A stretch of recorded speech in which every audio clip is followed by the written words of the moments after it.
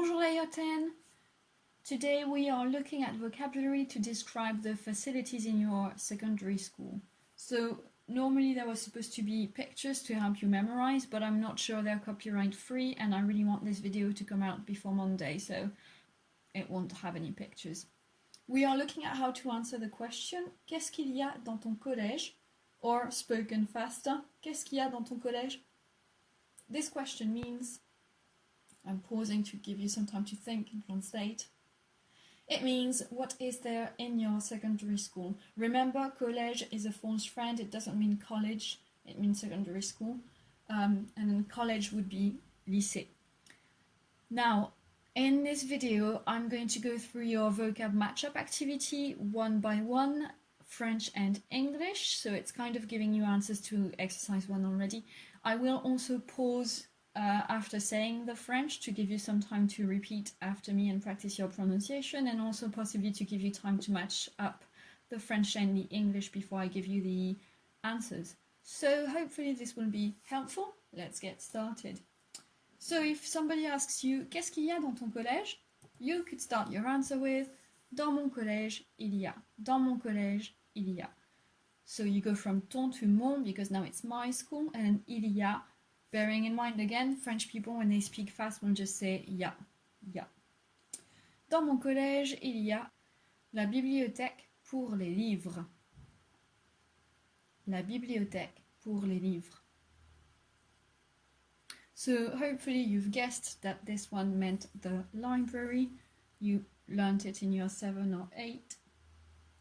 Next, we have Dans mon collège, il y a le terrain de sport pour l'EPS. Dans mon collège, il y a le terrain de sport. Now that should have been pretty straightforward with the cognate sport, so sports field, the sports field. For PE, which you learnt in year 7. Dans mon collège, il y a la cour pour la récréation. Dans mon collège, il y a la cour. So this one is the schoolyard or the playground. Pour la récréation, récréation is break time. You learned that in year 7, and just a word of wisdom there. We don't use récréation in French when we talk about break time outside of a school environment. So if you have a job and you have some break times, you wouldn't call them récréation, you would call them des pauses. Récréation is really reserved for school break times. So, la cour, the playground. Dans mon collège, il y a la cantine pour la pause déjeuner. Dans mon collège, il y a la cantine.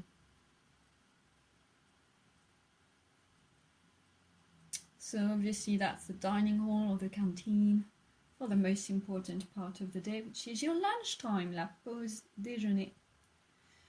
Next. Dans mon collège, il y a l'accueil pour les visiteurs. L'accueil pour les visiteurs. L'accueil.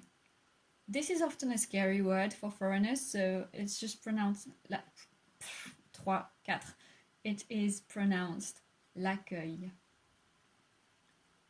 L'accueil, and your clue was pour les visiteurs, so that's the reception area. Accueil means the welcome, basically. So you can say bienvenue, which is when you wish somebody welcome, but then accueillir is to welcome someone, and then l'accueil is the noun that derives from that verb. One day we should start like a game where we see how long I make it through a video before I have to refer to some grammatical aspect or another. I swear it just happens. Dans mon collège, il y a la salle de permanence pour les devoirs. La salle de permanence. In familiar French, we used to call it la perme. So we get rid of salle de and just take the first syllable of permanence, la perme. And that's a room you don't have in English schools that I've seen. It's a study room. Not as the study that we have in my school, but as in French timetables often have gaps in their days, and then during the gaps, students either go to the library or go to the study room to do some homework. So we call that place la perme. Dans mon collège, il y a la salle des profs pour les professeurs. La salle des profs. You probably could also call it la salle des professeurs, but nobody can be bothered to say the whole thing because it's becoming too long and we know French is already wordy as it is. So that's the staff room. Dans mon collège, il y a les laboratoires pour les sciences. Les laboratoires. Or les labos. So obviously that's the labs for science, and in English you can shorten it into the labs, but in French it would be labo. Dans mon collège, il y a les salles de cours pour les leçons. Les salles de cours. Obviously that's classrooms. So I've seen quite often students look up the word room for example, the bedroom in the house or a room in a building. You need to be mindful when you're looking up the word room to find the French, because we have different words for it. So if it's a room in general in a building, it could be pièce or salle. Salle tends to be more for like classrooms or meeting rooms and things like that. And then pièce tends to be for the rooms in the house, and then your bedroom is your chambre. So you really need to always check context if you're looking up words in the dictionary, because if you say that you like studying maths in the maths bedroom, French people will be a little bit confused. But in your mind you'll be like, well, I just looked up room and it gave me chambre, so that's the word. And equally, I've had some students describe their bedroom using the word salle, and it's a bit weird to imagine you just sleeping in a room that's like a meeting room or a classroom. So just be aware of that. Dans mon collège, il y a le hall pour entrer dans l'école. Le hall. So obviously that's the main hall. We've borrowed the English word and we are pronouncing it wrong in that we don't pronounce the H. So if you want to sound more French, just forget that there's an H at the start, le hall.